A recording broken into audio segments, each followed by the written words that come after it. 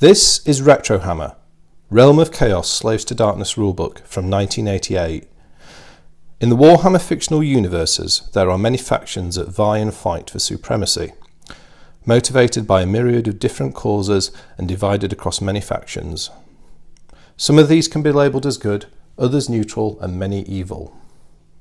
There is one force, one cause, that has the capability to overarch all other loyalties and rivalries and bring together all beings under one flag, the Banner of Chaos. Chaos is the stuff of fantastical otherworldly denizens, a parallel dimension to the real world, separate yet tangibly close enough to allow contact, if the circumstances permit. Chaos reflects and moulds according to the emotions of sentient creatures, and as such it can become a mirror of any aspect of a species' nature, personality, or beliefs. It is this divergent nature of chaos that the book Realm of Chaos Slaves to Darkness chose to explore in great depth. The book gives unique and specific character to the previously existing concept of chaos from Warhammer Fantasy Battle and the newly released Warhammer 40,000 Rogue Trader. These characterizations were explored in great depth and detail in what was arguably the darkest rulebook ever produced by Games Workshop, equalled perhaps only by its sister volume, The Lost and the Damned. This book established the idea of a pantheon of the mightiest powers of chaos, a twisted parody of the Greek gods of ancient history. Khorne, Slannesh, Tzeentch and Nurgle were all reflections of the basest of human desires, needs and frailties, and were monstrous and terrifying indeed. The first two of these gods, Khorne and Slannesh, were explored in the Slaves to Darkness. Every aspect of their natures and their followers, be it mortal or immortal, were defined both for Fantasy Battle and the Rogue Trader games. It is ironic that Slaves to Darkness, with its overt themes of sex and violence, went completely unnoticed by mainstream media at the time, when video games were starting to cause moral panic for the exact same explicit content. The only real indication as to the nature of what lay within the book was a subtle note on the cover stating, "Suggested for mature readers." The first volume of Realm of Chaos has had a far-reaching impact. The four Chaos Gods it defined remain key Warhammer protagonists to this day, with the Horus heresy and traitor legions explored in detail for the first time both on and off the table. Indeed, the Horus heresy is now a significant subgenre within the Warhammer 40,000 game following the 2012 release of the book Betrayal by Forge World. Over the coming years, Games Workshop would move away from such adult-themed material in its games as it changed focus towards a younger customer demographic. This leaves Slaves to Darkness as a high watermark in their writing of war games horror. Thank you very much for joining me for this episode of Retrohammer, where we're going to explore the book, The Realm of Chaos, Slaves to Darkness. So yes, this was released, as I said, in 1988. So this came hot on the heels of Warhammer 40,000 Rogue Trader that came before. And it involved many of the same writers, plus some other writers at Games Workshop at the time. Immediately the book catches your attention. It's a hardback book, and on the front we have a variety of terrifying, weird and wonderful denizens in some sort of army, and these are the followers of Khorne, and this in the background is a symbolic representation of Khorne. And we have demons and human warriors, and you can also see some truly terrifying mutants as well. If we look at the back of the book, there's some further creatures, and as you come to realise, this is depicting a force marching in the chaos wastes. So it was very fantastical. It was very fantasy in nature. We don't see any indicators of Warhammer 40,000 on this front page, and that would change over time. And certainly when we come to the second book of this series, The Lost and the Damned, we see the introduction of some Warhammer 40,000 elements. As I said in my preamble, here we have the note saying suggested for mature readers, and if we just zoom in on that a little. Anyone who knows anything about information design and representation might look at this in a slightly tongue-in-cheek way, because it's actually it reminds me a little bit of health warnings on cigarette packs from the same era, and the use of colour and the use of block capitals is actually quite a clever visual trick to take away from the actual warning being given. and you could actually argue perhaps it was a slightly tongue-in-cheek warning. Anyway, that's a slight aside there. So this was the first book of what was intended to be a two-volume series. So this is Realm of Chaos Slaves to Darkness. The second book, even at this stage, was already defined as being The Lost and the Damned. And The Lost and the Damned actually was delayed somewhat after this book. And you kind of, well, I know that it was significantly rewritten and changed the game style. So this kind of like is a one-off in a way, and its true sister companion was never released in the same form as this. So we're going to go cover to cover in this review, and I'm going to show you some of the artwork and talk about some of the themes of the book. Now, straight away, first thing about this book is it's bound upside down. Now, this is quite unusual, and this is actually this is the second copy of this book I've ever owned. My original copy, which I bought back in I think 88 or 89, got completely trashed. It got so used. So I picked this up for, I think it was £2 at a Games Fair a few years later. They'd been sold off because it had been bound upside down, but it is still a genuine copy. So we're going to have to flip over and go this way. Perhaps a chaotic bounding for a truly chaotic book. So let's begin. So on the inside page we have the symbols of Khorne and Slannesh in a suitably gothic and grim style. These were drawn by Ian Miller, and Ian Miller did a lot of the work on Warhammer 40,000 Rogue Trader art, and he really stamped his visual style onto this book. So get the contents page. So some of the key writers here, well, the principal authors were Brian Ansell, Mike Brunton and Simon Forrest, and then the other contributors were Matt Connell, Graham Davies and Rick Priestley. So clearly Rick Priestley of 40k fame, but some key writers at the time in Games Workshop. And interestingly, the cover art was by John Sibbick, so the same chap who did the cover art for Warhammer 40,000 Rogue Trader. So what does this book cover? So it talks about the powers of chaos, so the 4 chaos powers. It talked about the followers of chaos, the magic of chaos, the marks of chaos, and this is a section that includes rewards and attributes of chaos, or mutations, and there's some quite funny tongue-in-cheek stuff in there. Then there were the Hordes of chaos, so these are like the Fantasy Battle section. There's a section up there, the colours of chaos, so painting. The armours of chaos, which are the mortal followers of chaos, and then specific rules for Khorne and Slannesh. And then the book is split into 2 sections, the second half of which is called Dark Millennium. And this is the Warhammer 40,000 specific section.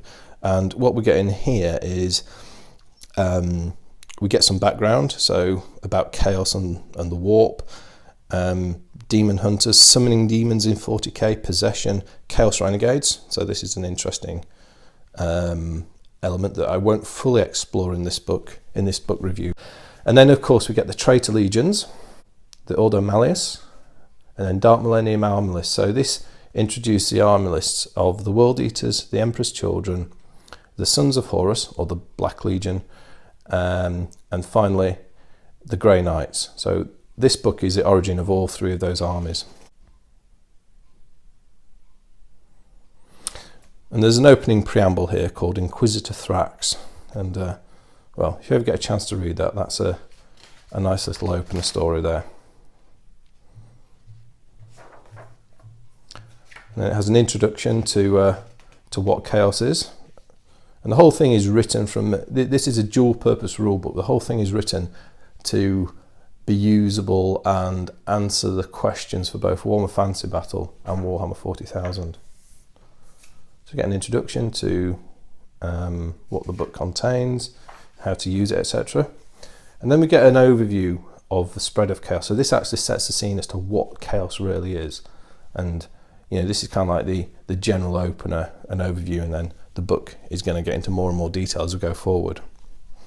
The first section is called The Powers of Chaos and the Demonic Minions. At the start of each section, there's an interesting story. There's a novel little story which documents the life and times of 2 brothers, the brothers von Gottlieb, who both turn to chaos and follow different paths, and the story is told at the start of each section rather neatly as well.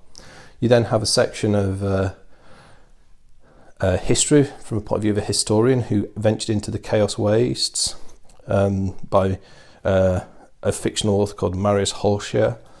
And again, we get this fantastic Ian Miller art that really sets a dark gothic horror style to this. So, very important bit of plot that was introduced in this book was the idea of a chaos pantheon, and in particular the four principal chaos gods: Khorne, Tzeentch, Nurgle and Slannesh. And the protagonists defined here are still very much key protagonists in Warhammer 40,000, and still arguably in the Age of Sigmar as well.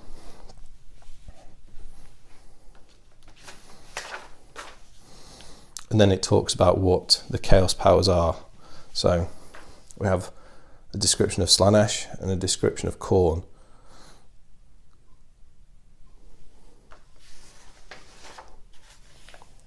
Then the book talks about demons, and that's a key aspect of any sort of developing the idea of chaos, is the idea of the supernatural beings called demons. I mean, in this book, all the demons are presented from a perspective of Khorne and Slannesh, and some general demons, but they're all very chaotic evil. There's nothing in the way of good factions in here. And we have a somewhat outmatched fight there between a bloodthirster and a demonette. There's some whimsical, slightly RPG sections in this book. For example, these 2 pages has a whole section on how to generate demonic names, and you can create some great Lovecraftian style names using this little name generator, which are quite good fun. And then we have a section on Khorne, which and this was written in 1988, and all the key denizens of Khorne, the key demons, were introduced in this book, and Games Workshop has kept those tropes since. There are some new things, but these original ideas have stood the test of time. And we have first in each section you have the greater demon. So there we have the bloodthirster. Interesting, this first drawing of a bloodthirster had a face of a mandrill. It became somewhat more canine and bestial later, but quite an intriguing starting point for the bloodthirster. Bloodletters and then fleshhounds as well. And finally, as well as the lesser demon and the demonic beast, there was the juggernaut. Then we move into a section on Slannesh and its demons.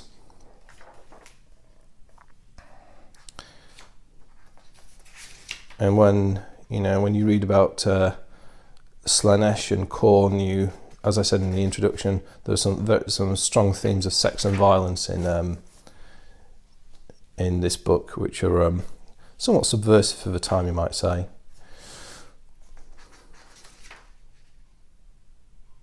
And certainly pictures like that are not the type of stuff you get in Games Workshop publications these days.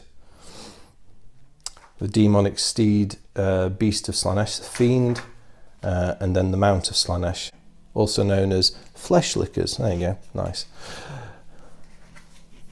So, having dealt with the immortal denizens of the Chaos Gods, the demons, we now move into the mortal followers of Chaos. They have the inevitable city.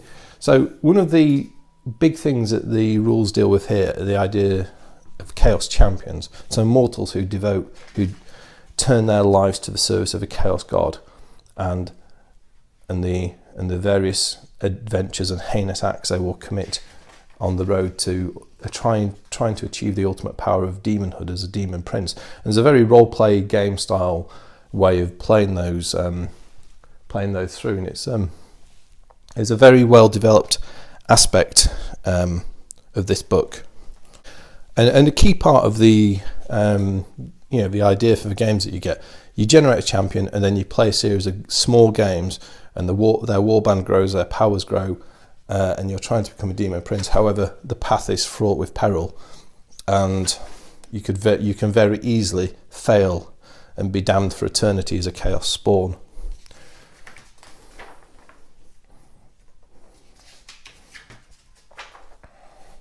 which is explained by this neat little flow diagram. So either Demon Hood or Chaos Spawn. The rewards of Chaos, so as you progress you could be given attributes or marks of the Chaos God. And this kind of just shows the perilous path of the Chaos Champion.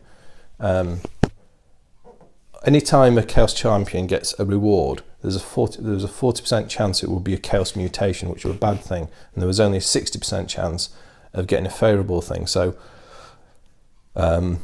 you know, you could see that there was an awful lot of randomness, and you could very easily fail as a Chaos Champion.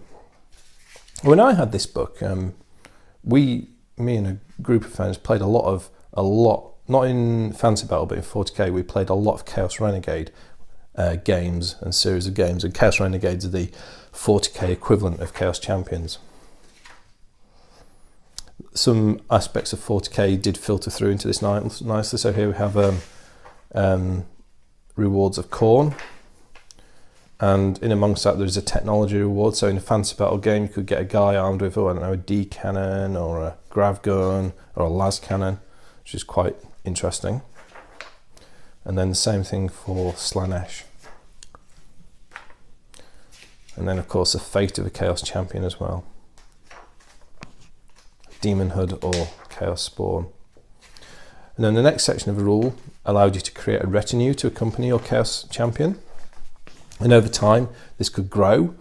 It could get smaller as you incurred casualties in battle, but there was a system to roll for casualties that you incurred in the game to see if they were injured, or if they were killed, they were injured, just knocked out, and that added to the RPG style nature of the Chaos Warbands. For the less patient players, you know, there was a section on instant demon princes and Chaos Spawn. You know, it's like instant mashed potato, instant demon princes, just add water. And then the next section dealt with the magic of chaos. Another one is fantastic Ian Miller surreal pictures.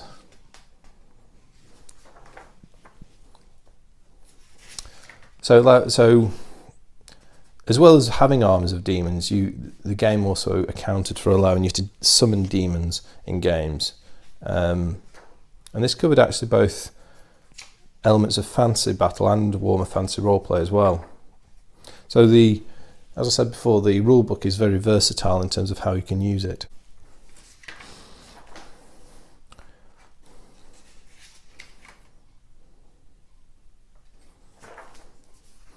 And then the Chaos Gods would get spells, or followers of the Chaos Gods, and their demons had spells, obviously, as this was to do with Slannesh and Khorne. Khorne was portrayed as having no sorcerers or psykers. So of course you only got Slannesh covered in this section. A well-developed fun section was Chaos Weapons. There was all sorts of weird and wonderful in here. And these were sort of specialist swords which had weird and wonderful attributes.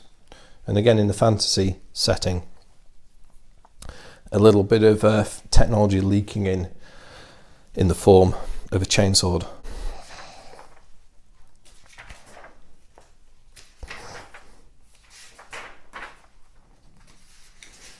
And this was, I mean, the detail in this section was really more roleplay game style than battle style, because, you know, to have D1000 rolls for how many different swords were there?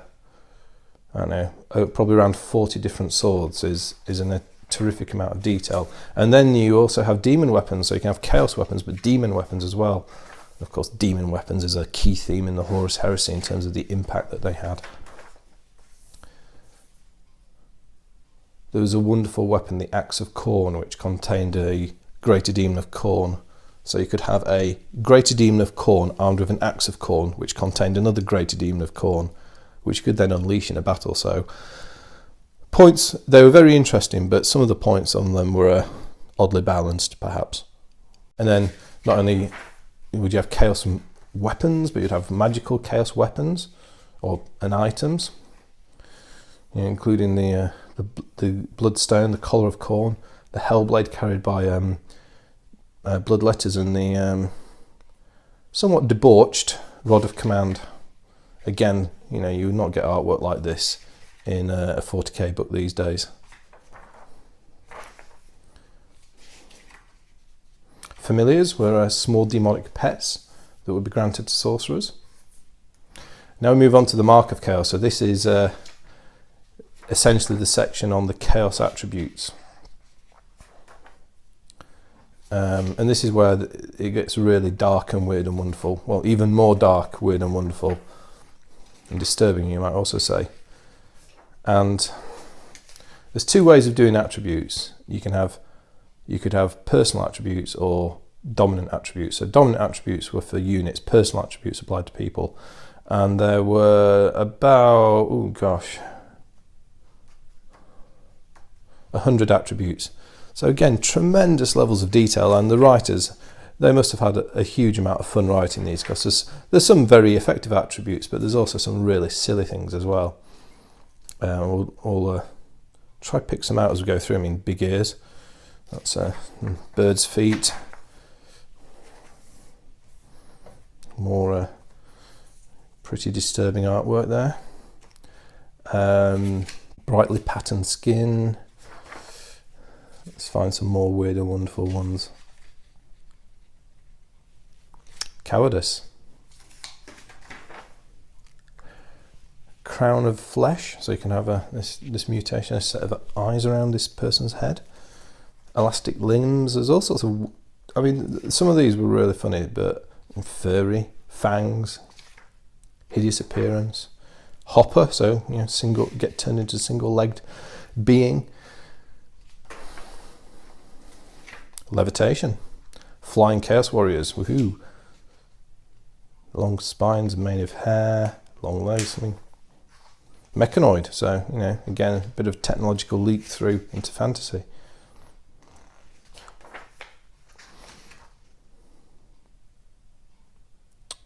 Puny, that's a funny one. Pinhead. And this just shows how even the champions of chaos could very quickly be made ineffective and ridiculous by the mutations whimsically bestowed upon them by chaos gods. Again, the technology appears. You know, uncontrollable flatulence, fantastic, you know, perfect for followers of Nurgle. There you go. So I mean, yeah, you were never going to get a playthrough in a Chaos Warband or Chaos Renegade where you got the same thing twice. It was just so random and crazy. Now we move to dominant Chaos attributes, where the effects, the table was reduced down and the effects of the Chaos attributes were reduced to be have less of a big impact on units that were given them. So kind of like an averaging effect. And then we move into a section on painting and art, so the colours of chaos. And a contribution from the then heavy metal team, and some examples of chaos renegades and chaos warriors.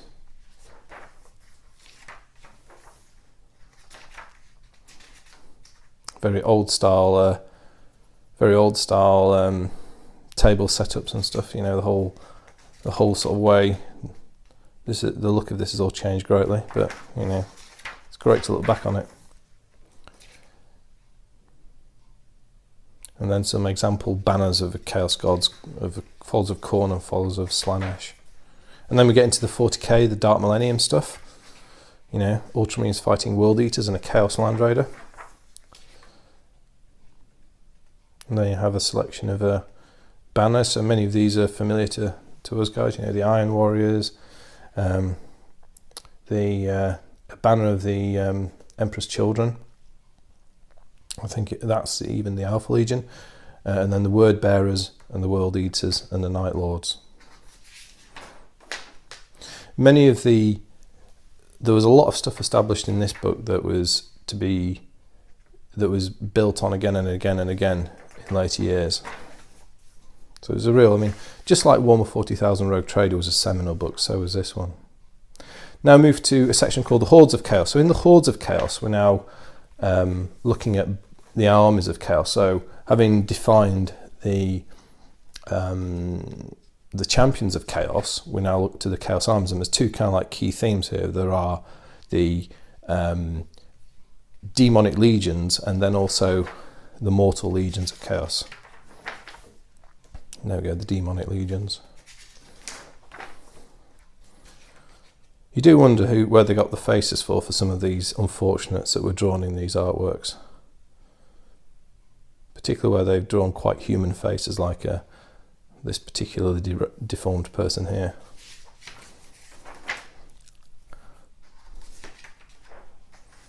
Yeah, so you get specific rules for both the legions of Khorne and the legions of Slannesh. And then the demonic legions could have a whole host of auxiliaries supporting them. And then the armies of chaos. So these are the mortal armies of chaos. So chaos warriors, the chaos marauders, chaos thugs, beastmen, and all the weird and wonderful chaos creatures that go alongside them.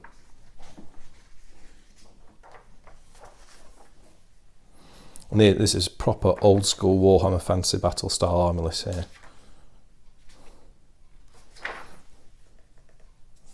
The armies of Slannesh.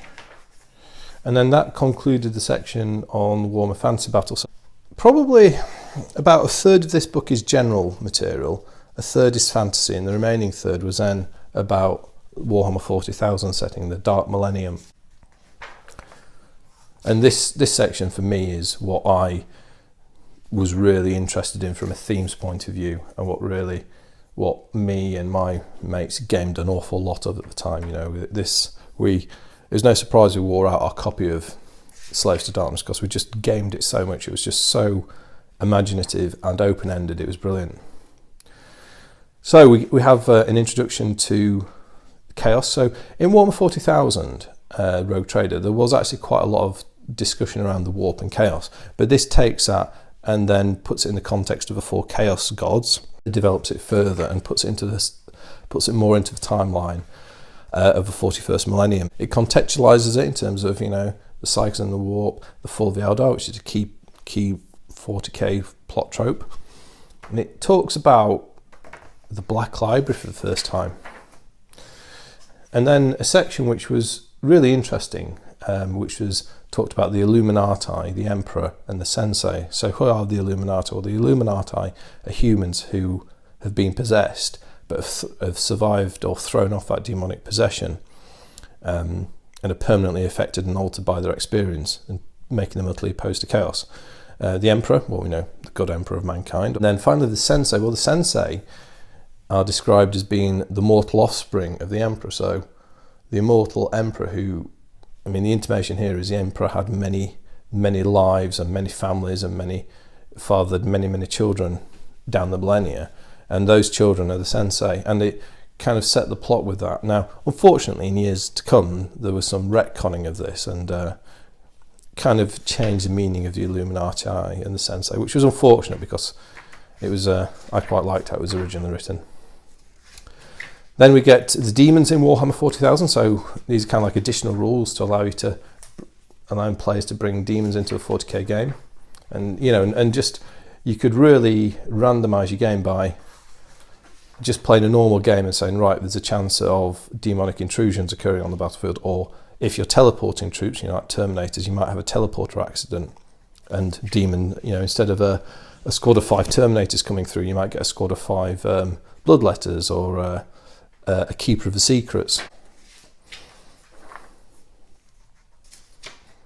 An important part of demons in 40k at this stage was the concept of instability. So if you were gaming battles outside of the Eye of Terror or a Warp Storm area, demons were quite ephemeral, and it was used as a balancing effect because the demons had lots of very potent abilities. But the instability table kind of balanced that, and it kind of like meant they could just evaporate at times. Possession. So this is well developed in this book. Creating in-game characters and rules that were possessed. You know, some of the familiar 40k artists with turn their handsome grotesque artwork. Now this section here, Chaos Renegades, is the equivalent of the Chaos Champions from Fantasy Battle. And a Chaos Renegade is a human, or, well, any follower of Chaos. It could be an orc or whatever, a person who devotes himself to Chaos and tries to attain demonhood. And they have all the same perils as they did in the Fantasy Battle world. Now this was one of my favourite well, I've got lots of favourite sections from this book, but I really enjoyed this one. And around the same time as this book was out, a White Dwarf was, in one of the White Dwarfs at the time, which was White Dwarf 107, it included a army list to use alongside the Chaos Renegade warband. So the warbands were quite small, but you had an army list to turn it into a full army. That was, White Dwarf 107, the Chaos Renegade army list. And it's a shame it wasn't in here as well, but that army list was really cool. And I'll do a future episode where I look at White Dwarf 107 and the Chaos Renegade army list is a little bit of a retro job. But Chaos Renegades were great fun to play, really great fun. And here is the section that had a huge impact on, certainly in recent years, in terms of what 40k has been doing, in particular the Forge World side of things, the Horus Heresy. And here we have the first artistic depiction of the Warmaster Horus. Things were somewhat more modest back in those days, no enormous suits of Terminator armour, and Horus was getting by with a power glove and a bolt pistol. What this section of the Dark Millennium does is it tells the story of the Horus Heresy in detail for the first time. And it talks about, it introduces the ideas of the Battle of Isfahan 3, the flight of the Eisenstein, the drop site massacre at Isfahan 5. It talks about the Legio Cybernetica, the Collegia Titanica, the Siege of Terror, so on and so forth. So you read this, and a lot of what we've got now was penned out, back in 1988 in this book, in this section here. And another development that was occurring at the same time was the game Adeptus Titanicus, which was the Titan Legion battles, which was also set in the Horus Heresy. So a lot of groundwork was being done at that point on the Heresy. And it talks about the Siege of Terror and the fate of the Emperor and Horus. Here's Horus fighting some Adeptus Custodes. It then explains about the Eye of Terror and what that is. And then we have the introduction of the Ordo Malleus. So the Ordo Malleus is the demon hunting wing of the Imperial Inquisition.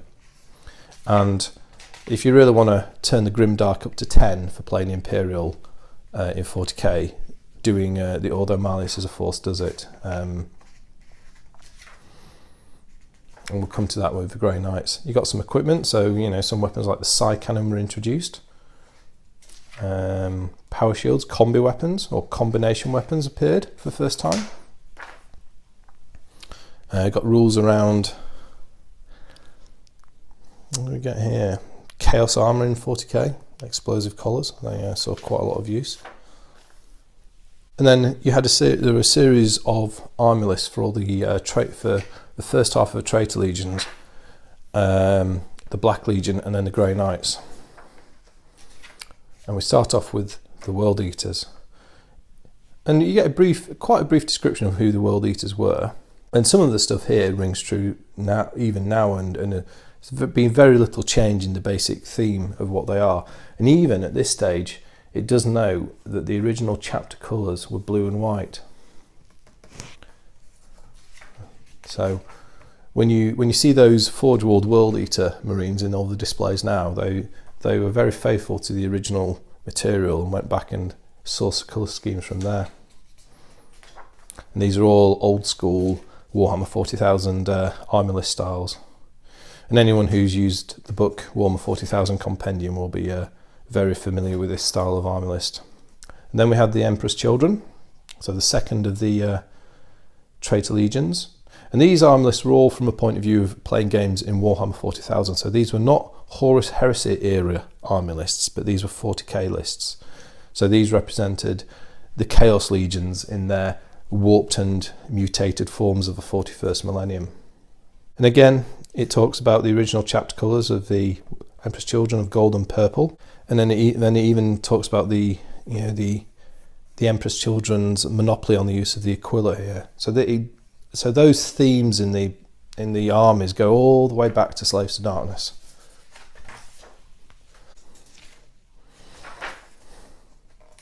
And in the Chaos Legions, as well as the Mortal Marines, or Immortal Marines, semi-immortal Marines, you also had the option of taking demons as well, Spawn and expendable Beastman squads as well. And we have the Black Legion. So even at this stage, the Black Legion are defined as being the renamed Sons of Horus. And, well, again, the Lunar Wolves dated back to this original description. So even at this, and even mentions the Ullanor Crusade. So, yeah, it's amazing in this first book how many of the themes and the plot points of the Horus Heresy were established.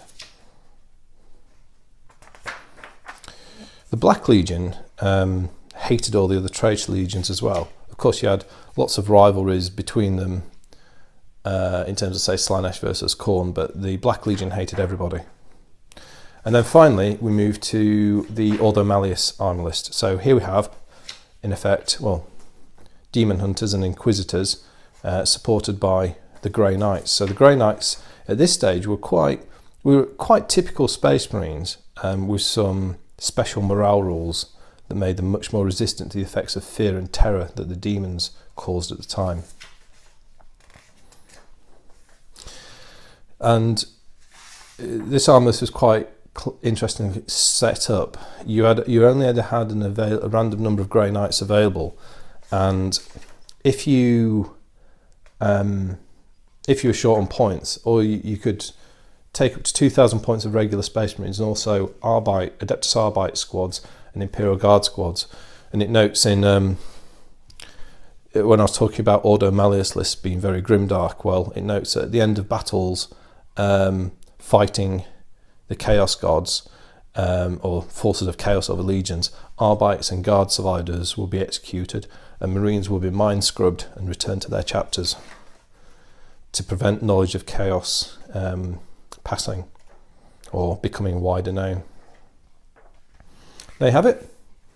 The end of the Dark Millennium section, a section that has far-reaching consequences in the Warhammer 40,000 universe, and is still absolutely live and kicking today with the whole Horus Heresy theme that's very strong at the moment. Just a finishing note at the end of this book, we had an advert for The Lost and the Damned. When I originally got this, I was really excited to get Lost and Damned. I was kind of expecting it to be out. I think they'd advertised it in the White Dwarfs of the time as being due out in a few months. However, a few months became, I think, over a year and maybe longer. And by the time it came out, it had been rewritten in a very different style, certainly in terms of the army list and rules to this. And the game was starting to move on from its original incarnation. So it was a shame they didn't get it out in this original sort of state, because I always got the impression it was very nearly written.